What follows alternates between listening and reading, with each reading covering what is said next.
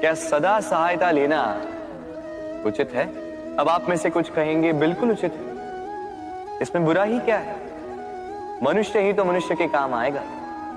बिल्कुल उचित कहा आपने, किंतु सदा के लिए सहायता लेना उचित नहीं है। कारण, यदि बात बात पर सहायता लेने का अभ्यास हो गया तो आप स्वयं दुर्बल होते जाएंगे। स्वयं का एक मार्ग बनाना छोड़ आप बात बात पर दूसरों से सहायता मांगे। दूसरी बात, सहायता के साथ जुड़ा आता है उपकार का भार, तो जिससे सहायता ली है उसके समक्ष झुककर रहना होगा।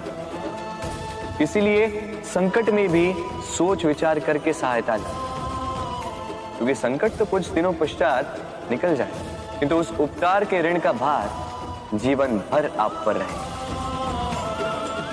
राधे राधे।